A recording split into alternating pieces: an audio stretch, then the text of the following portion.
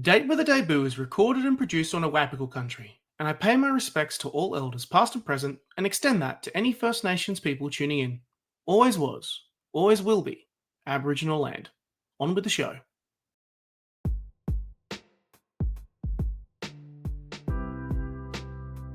Welcome to Date with a Debut, a podcast about debut authors, their incredible books, and their journey to publication. If you're looking for a new author to discover or writing inspiration for your own story and you don't know where to start, this is the place to be. I'm Nick Wasiliev, host of the show, and I'm delighted to welcome another debut author in today's episode. If you enjoyed this show, jump online and give us a thumbs up, a 5-star review. It really helps the show out. If you also want to hear episodes when they drop, be sure to subscribe to Words and Nerds, or you can subscribe to Date with a Debut on Podbean to hear the latest episodes as they drop. Want to support the show more? You can also subscribe to my Patreon in the description to get early access to episodes, book reviews, recommendations, and a whole lot more. Wherever you are listening, thank you for listening to us and supporting the Australian book industry. You can also find any books mentioned in today's podcast down in the description. Today, I'm joined by Mikayla Bridge, a fantasy author based in Melbourne. She grew up on a small town farm and completed a BA with honours in political science and international relations. But we're here today to talk about her fiction fantasy debut of Flame and Fury, published by Macmillan Australia, which you can get a copy of down in the description. We will discuss some mild spoilers, so I recommend you grab yourself a copy now, or at least very soon. I started off by asking Mikayla about transitioning over to writing fiction after completing her honours degree, and the process of building and creating the world of Salta. Mikayla, welcome to Date with a Debut. Thank you so much, Nick. I'm very excited to be here.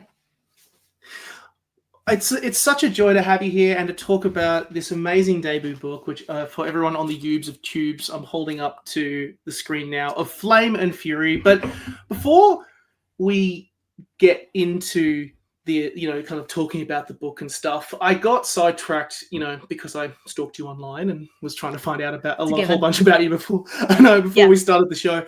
And I know you did a BA in political science, international relations, and then I just find it so fascinating that you pivot straight to fantasy fiction author. Love it. It's a strong pipeline. I know. Yeah. Out of curiosity, where does writing sit in the world of Mikayla, the person? Oh God, I don't know. I can't explain how I went from political science, international relations, very much intending to go into that as a career, to writing YA fantasy. In my head, it was obvious evolution, but no, probably not to other people. I think I just always wrote books. I always loved reading my entire life, whether I was writing, little writing picture books, a teen writing 4 a.m. fanfic, trying to write my own books instead of studying for exams. I just always loved to write, but I never really considered myself a writer or an author. It was always just something I did as a hobby. And I think A Flame and Fury was maybe my 10th or 11th book, something like that. Mm-hmm. I just never considered it a possible career. I was very happy going into politics or international relations. And I just remember a very, very specific light bulb moment. I went to a Melbourne Comic-Con with my sister, and we went to an Australian author panel, and one of the authors was a fantasy author. And she was asked how she got published, etc. And she said, I'm trying to remember what she said. And she said, well, I queried US and UK literary agents, and then we submitted to publishers, etc., etc. And I just remember sitting there and having this light bulb moment and thinking, oh, Australian authors can query internationally to agents who represent your dream authors. You can pursue traditional publishing.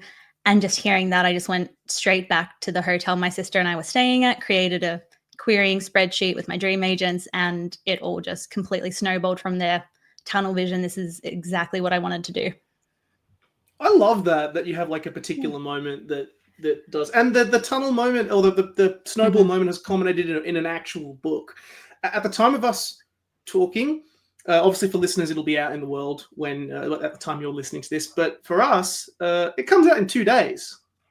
Does it feel weird? Yes.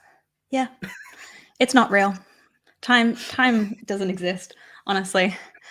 I've just been in a bit of a bubble working on the next thing, and it's starting to ramp up and everything, but I just keep forgetting this is a real thing that's going to be out in the world with everyone else. It doesn't really belong to me anymore, which is freeing and terrifying. So I feel like it's a good balance. You don't want to go too far into either of those.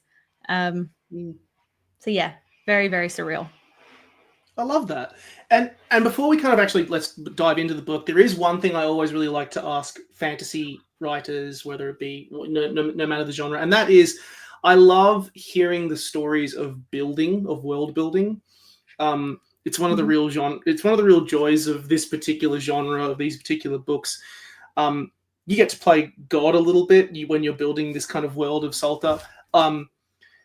What was it like, first of all? Like, you've come back, you've kind of had this idea, you've got this crazy world of phoenixes and phoenix racing, and you're creating this world of Salta. What was it like, kind of, first of all, building that? What was the process? What was the headspace? And then when you subsequently got the deal with Pat Macmillan, kind of kicking it around with them and actually going, oh, we actually are creating a whole world on the page here. What was that experience like? Wild, surreal again. But I've always loved writing world building first. It's probably my favorite part of the whole process, writing the world, the magic, the politics, the religion, the landscape. And I think when I started writing, I wrote contempt, and then I worked into real world fantasy or speculative fiction, and then I took the step into epic fantasy, into these made up worlds, and it just felt a bit like a drug. It's like, once you start, you can't go back. Honestly, it was just incredible. It was, once you start playing God, it's very, very hard to stop. And so I wanted to create this world completely around phoenixes.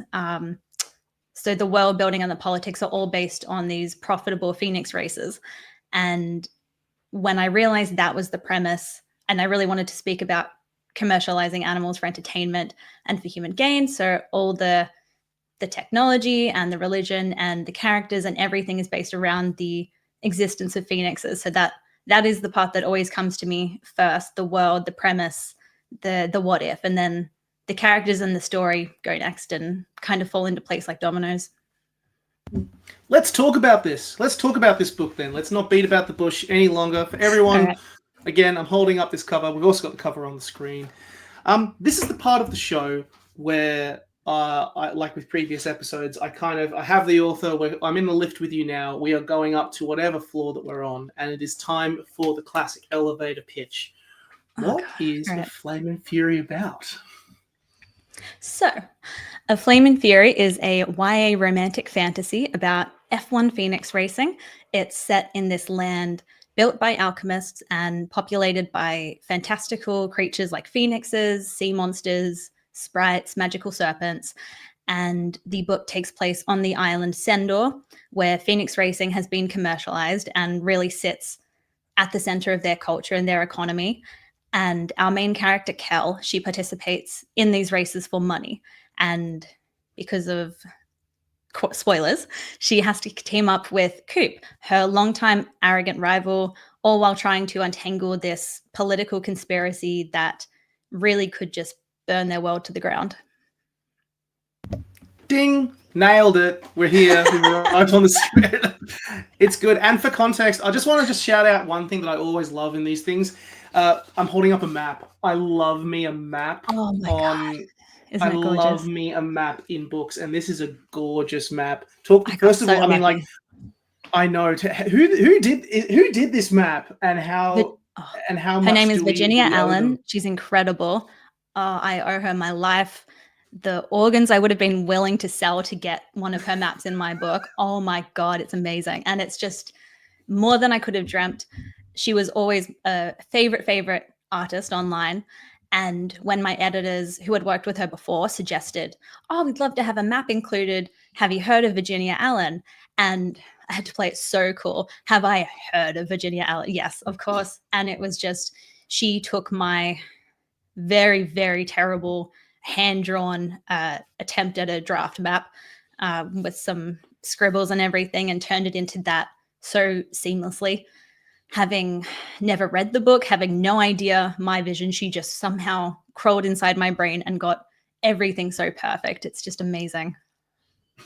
It really is, and it really is the perfect starting point for this world, because it's so great that we kind of, the world feels very colorful. There's lots of I mean, of course, I kind of immediately did kind of pick up on that subtext around Phoenix racing and the elements to it, because yes, there's that fantasy element, but what's also really, really good about it is that that there's that political element that's kind of in the background. There are lots of people hanging over these characters, kind of the pressure to be profitable, to these races you have to chase fortune, you have to kind of, and there's all those elements that really add to the pressure that faces these characters.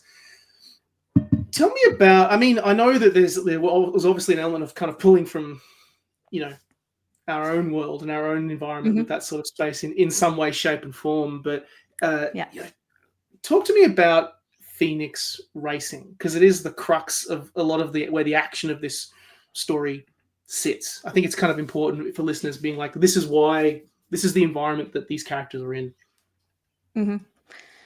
Phoenixes. I've always loved Phoenixes. I think, honestly, and this is always weird to talk about, I've always had this lifelong phobia of birds.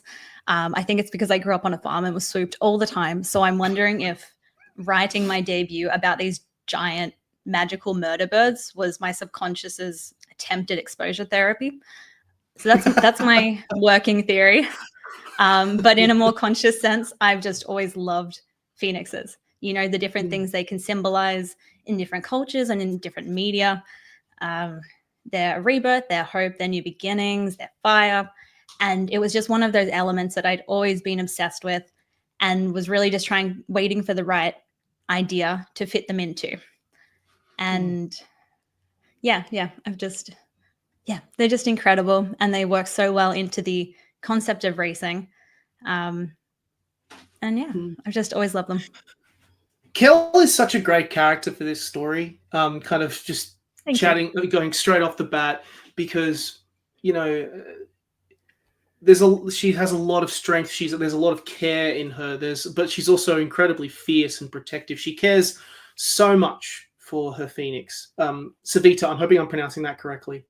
Did I get it wrong? Did I get it completely wrong? No. Savita? Okay. So I always pronounced it Savita, but I've just heard Savita, but no, you are correct. I am wrong. I've decided.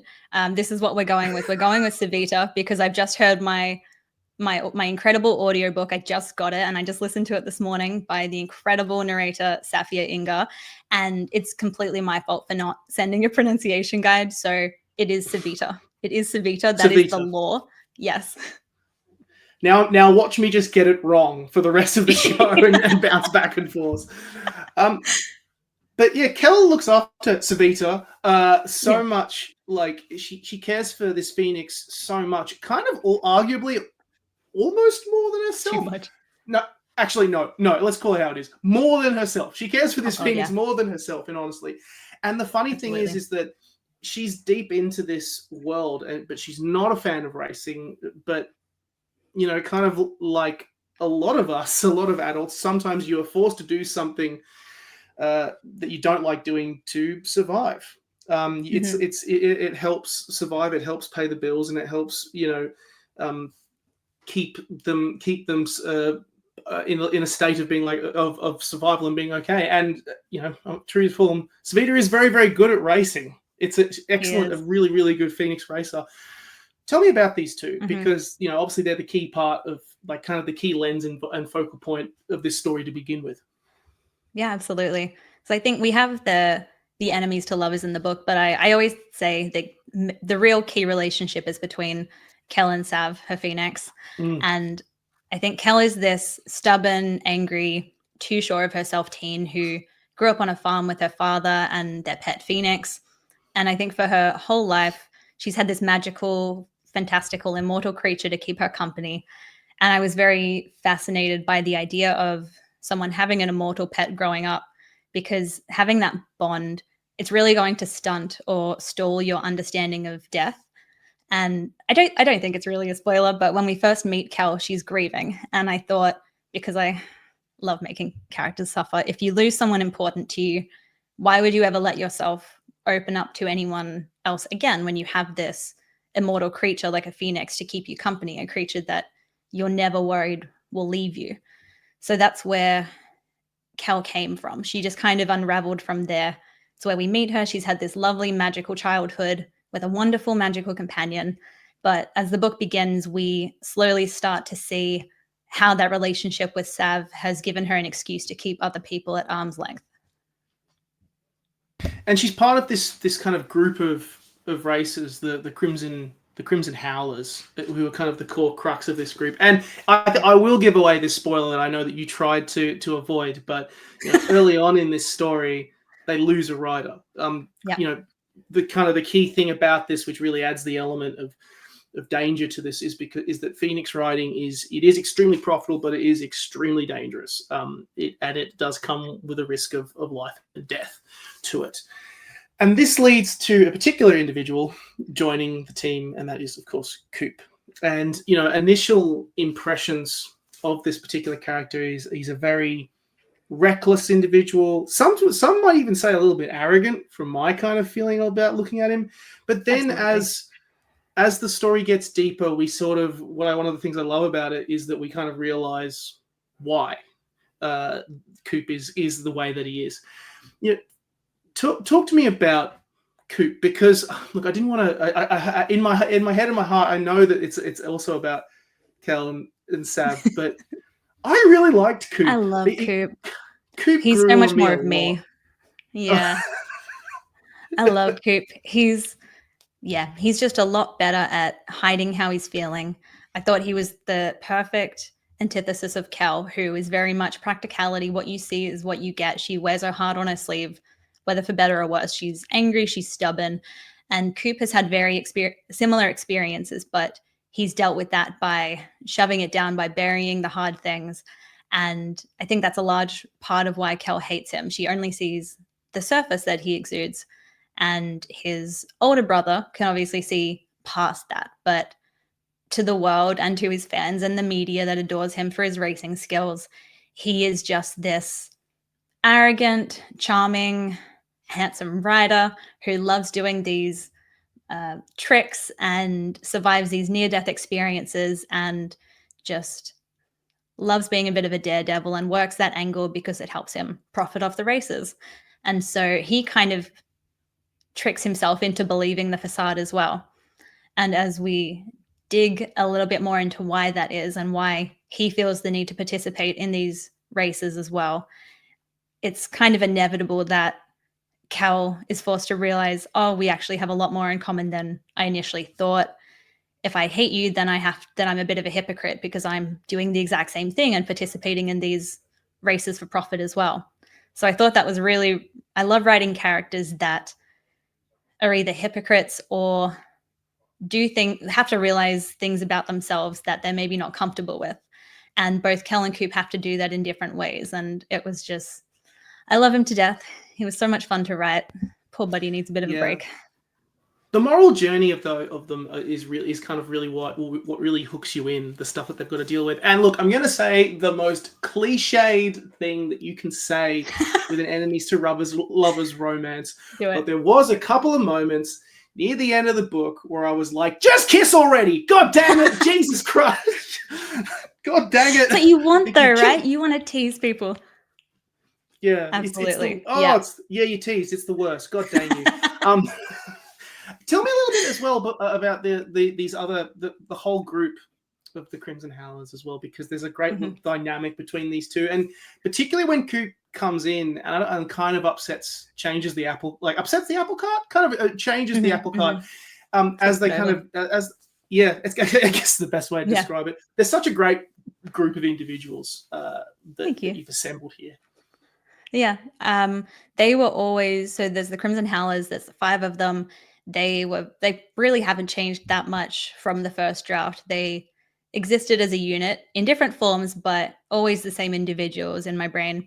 There's Dira, the strategist. She's very similar to Kel in that she's very practical, calls it how she sees it, but is also quite impulsive. And there's Becken, who is Coop's older brother. He is the publicist, so he's always thinking about the PR angle, the media. He's very good at considering things that others don't, in the sense that, oh, if we do this thing that might make you uncomfortable and play it up for the cameras right now, it'll benefit us in the future.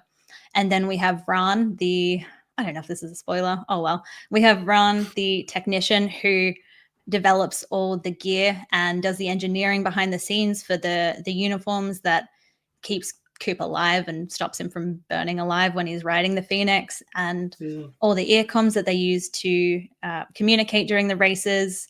So they're all playing different parts for the same structure, and seeing how this intense, wild thing like Phoenix racing, where there's lots of emotions, there's lots of tension, there's lots of adrenaline, it's going to force you to deal with a lot of emotions that you probably wouldn't be ready to in everyday life, that you could suppress.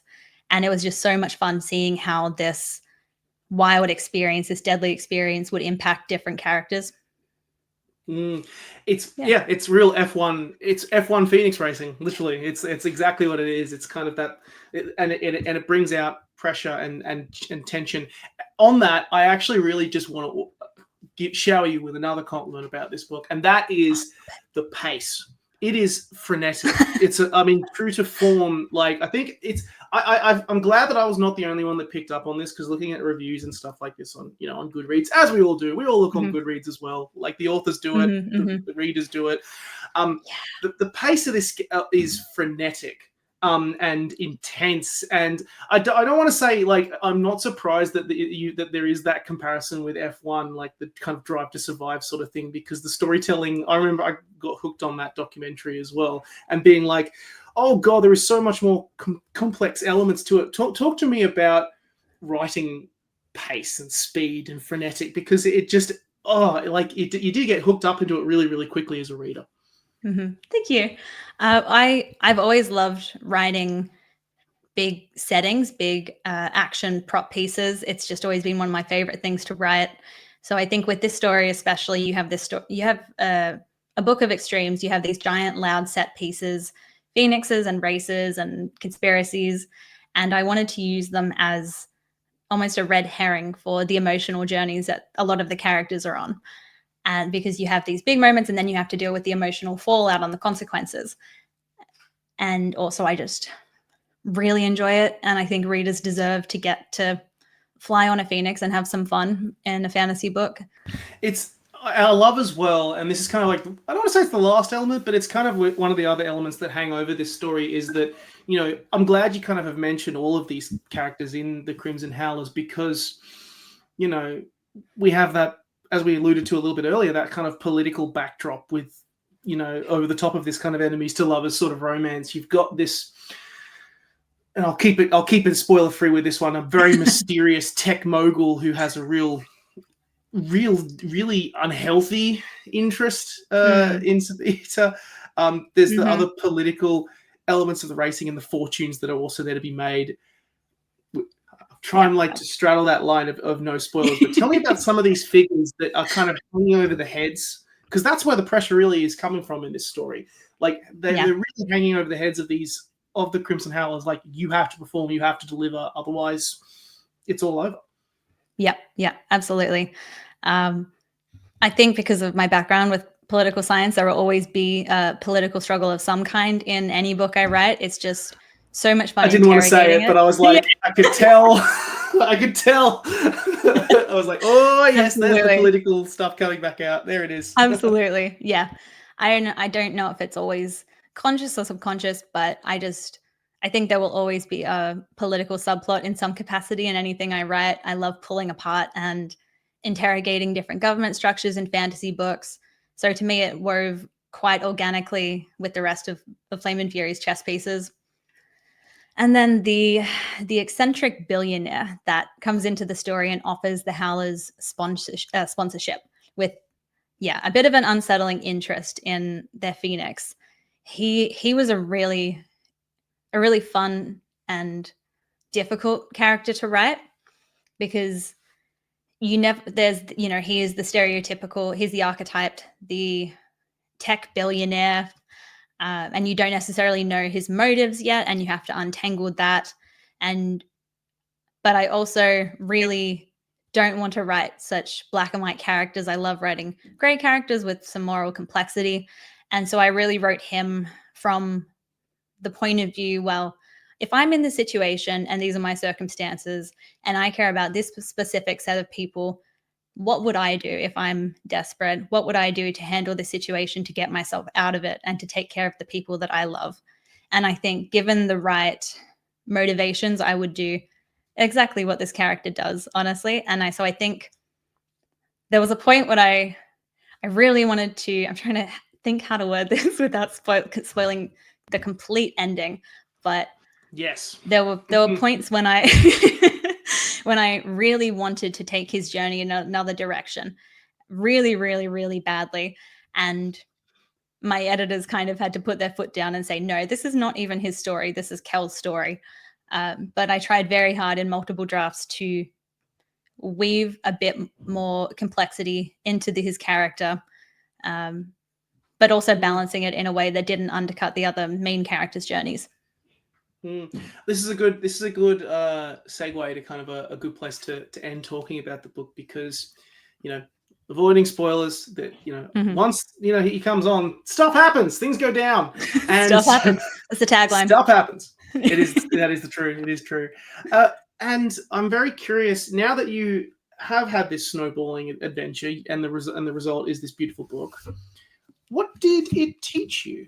What did doing this exercise, completing this exercise, teach you, whether it be Mikayla the author, Mikayla the person? What did it teach you? That's a really good question, because I could go technical, or I could go the other way. I think there was lots I learned through the editorial process, working with other people for the first time, rather than it just being my own process. Whatever chaos got words on the page, I needed to create some more structure. But I think the biggest thing I learned, because it's a long process, is just how important it is to have that community in your corner, not just a network of other writers, but a real community that you trust to tell you the good and bad, to pick you back up if you get down, to celebrate your wins. I think that is just the most important part of this whole process, whether it's other people debuting or more established, or people who have zero interest in reading the book but care about you a lot. And it's just so important to have those people in your corner, because publishing is nothing but ebbs and flows. There is no consistency to it, for better or worse. And if you're going to pursue this journey, it's very, very important to have a lot of people that will support you, no matter whether you fall to the ground or succeed. Nailed it. Yeah, absolutely true. And the great thing is, a lot of people in this community really kind of recognize that, and are like, they're always willing to help and offer their support. Especially the Australian community. It's wildly supportive. It's incredible. Absolutely. This probably will be a bit of a spoiler, but will we see more from the world of Salter? Will we see more? That's a great question. Okay. I think I can share this because it was shared in the announcement. So yes. Sorry, editors. But there is a book 2. It's not a direct sequel. It's a same world standalone. And I'm so excited. I'm working on the second draft at the moment, and I'm having so much fun with it. So it's set in the same world as A Flame and Fury, with a completely new set of characters. It's set directly after it, so we see the consequences and the fallout of the plot of A Flame and Fury, but it takes place on another island with some very insidious magic that looks beautiful and harmless, but is probably the most dangerous of any of the magical creatures in Salter. It's a lot darker. I've been kind of calling it it's a Baz Luhrmann directed YA fantasy. It's loud, indulgent, lavish, tragic, romantic, all the things I love to write about. Oh, nailed it. It's good. I just knew that it's that story, that world building Mikayla has struck again with another with another book that's coming down the ranks. I love it. It's so much fun. Yeah, we'll finish off this podcast with what I like to call a rapid fire part of the date, where I basically fling a bunch of questions at you, and you give me the first answer that comes to your head. Does that sound all right to you? Oh, yeah. Let's do it. Let's do it. Interrogation. Be terrified. All right. You should be terrified. Yeah. Be terrified, not I me. know. I don't know what's going to come out. Oh no, it's not that bad. Question one, firstly, because obviously a lot of people who write also read a lot, spend a lot of time reading. What's your favorite book that you've read in the last 12 months? Picking one, it's impossible. It's a very rude question. I'm pretty flexible with this. Like, if you can't choose between two, I'll give you two. All right.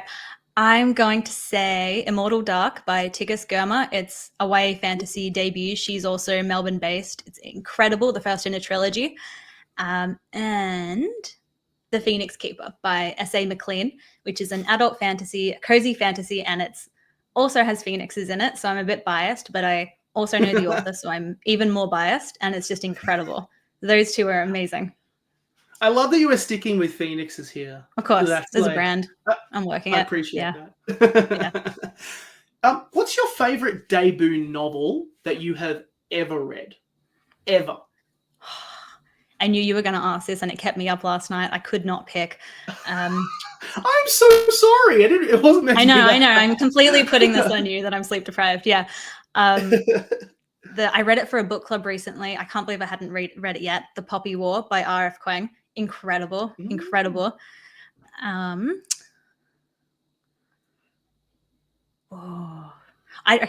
don't know if it's not a debut for the individual authors, but it's the first time they've written together. So I'm definitely cheating, but please give it to me because it's one of my all-time favorite books. This Is How You Lose the Time War by Amal El-Matar and Max Gladstone. Just incredible.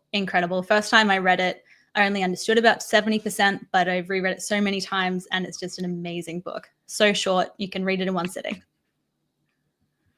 I love books where authors team up. I'm not going to lie. I feel like we should do that a lot more often. Like Jay Kristoff and Amy Kaufman, or like, Good Omens, or like there's actually a lot of good ones out there. There's so many good ones. Yeah. And it's so impressive when it works seamlessly, but there's also the distinct voices. It's so impressive. I can't imagine how hard it is to pull off. But yeah, incredible. Do you have a favorite word? A favorite word? A favorite word. Ooh. And you can't have Phoenix. Now I'm being like... Get out of my brain. Okay. A Flame and Fury themed, but combustible. Oh, that's a good word. Anything I read is always going to be loud and eccentric and inflammable, combustible. So many people, I've actually noticed that a lot of people have actually responded with like discombobulate or like OT, like words like that. And I feel like combustible kind of falls into a similar vein. That's a good one. My next one is then always like, what is it? Anti-disestablishmentarianism, because it's purely just, the biggest word possible. It's great. It's a great word. Oh, love it. All right. Continuing to be mean. What's your favorite romance trope, and you can't have enemies to lovers? Because we've already been. Oh, God. I just did a panel yesterday and I was asked this and I completely BS'd my way around answering. What's my favorite romance trope?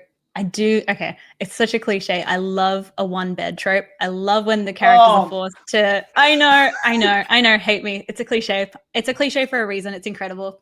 But I have a much clearer least favorite, which is the miscommunication trope. I can't stand it because I'm a very blunt person. So just talk it out. Just shove the characters together. I can't stand it when there's some kind of forced misunderstanding for the plot.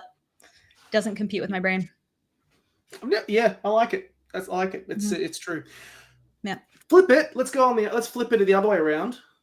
You may have already answered it. What's your favorite green flag? Oh, that's a good one. Green flag in character. Yeah, okay. I'm just going to go straightforward communication.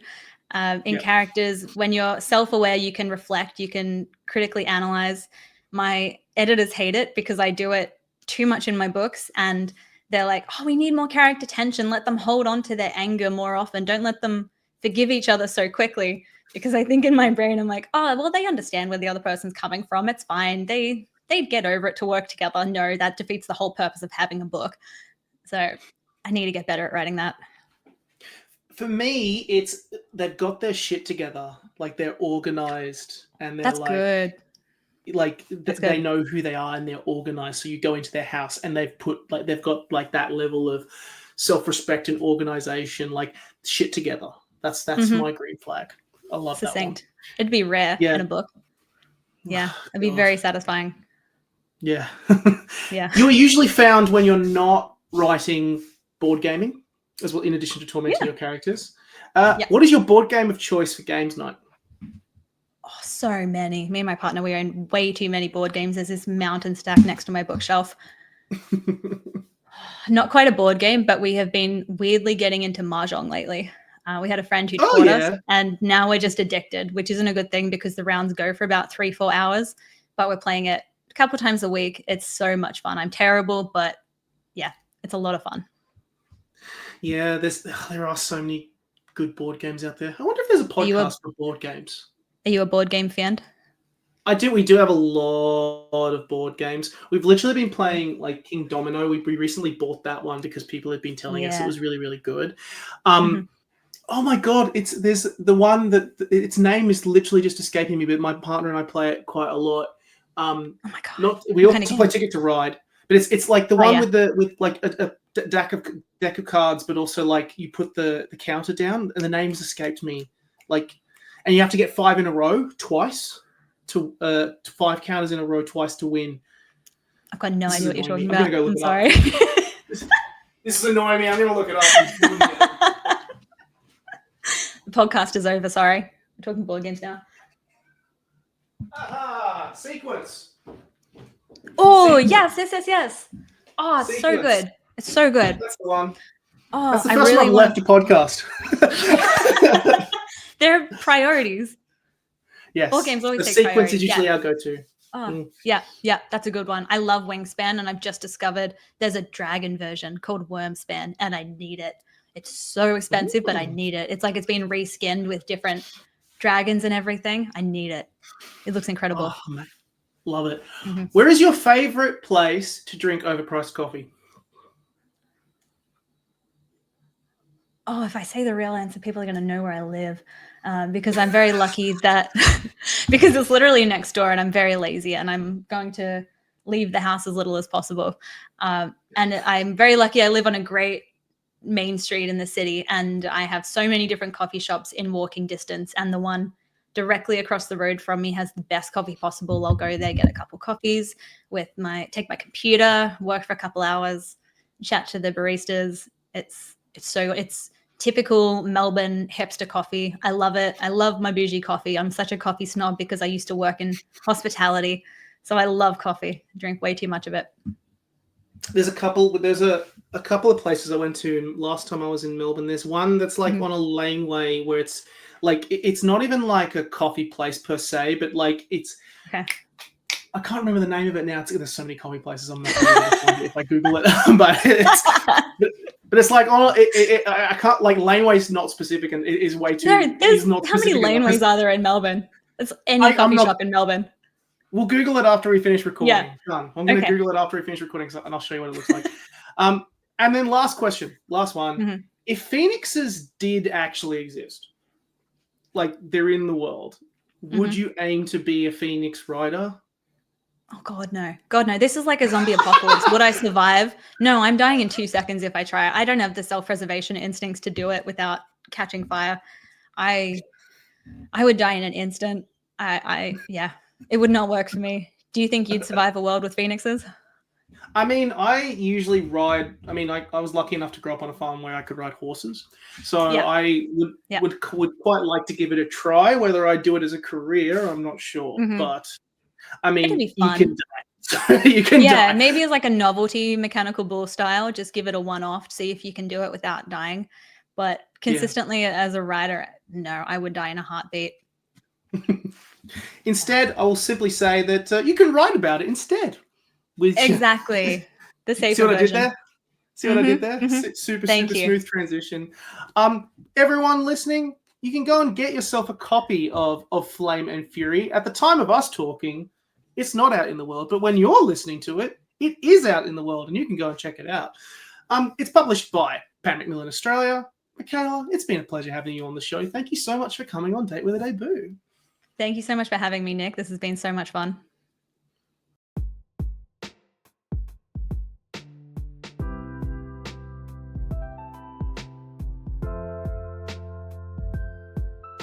Thank you for listening to today's episode of Date with a Debut, and for listening to the Words and Nerds channel. You can buy all books mentioned in today's episode down in the description box, and if you enjoyed the show, drop us a review, leave us 5 stars or a thumbs up. It really helps the show out. If you want to hear episodes when they drop, be sure to subscribe to Words and Nerds, or you can subscribe to Date with a Debut on Podbean to hear the latest episodes as they drop. Want to support the show more? You can also subscribe to my Patreon in the description to get early access to episodes, book reviews, recommendations, and a whole lot more. Catch you soon!